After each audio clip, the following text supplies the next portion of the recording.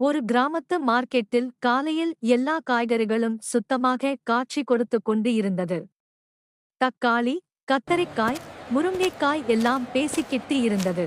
அந்த நேரம் ஒரு பூனை மெதுவா வந்து காய்கறி பக்கத்துல மறைந்து உட்கார்ந்தது. அதுக்கு கண் ஒரே இடம்தான். ஒரு சின்ன எலி. எலி என்ன பண்ணுது என்றால், அது ஒரு தக்காளியை தூக்கி, இது என்கிட்டேதான் இன்னும் ஓட ஆரம்பிச்சுது. பூனை அத பார்த்து, இப்போதான் சான்ஸ் இன்னும் அதுக்கு பின்னாடி ஓட ஆரம்பிச்சுது. ஆனா எலி ரொம்ப கிளெவர். அது கத்தரிக்காய் பக்கத்துல போய் மறைந்தது. பூனை கன்ஃபியூஸ் ஆயிடுச்சு. எலி எங்க போச்சு இன்னும் சுற்றி பார்த்தது. அந்த நேரம் கத்தரிக்காய் பேச ஆரம்பிச்சுது. இங்க பாரு, நான் தான் எலி மாதிரி இருக்கேனே ன்னு கிண்டல் பண்ணுச்சு. பூனை கோபத்துல கத்தரிக்காயை தட்டிச்சு கீழே போட்டது. அதுக்குள்ள எலி சிரிச்சுக்கிட்டு முருங்கைக்காய் மேலே ஏறி catch me if you can ன்னு ஓடிச்சு போச்சு. மார்க்கெட்டில் உள்ள எல்லா காய்கறிகளும் சிரிக்க ஆரம்பிச்சது.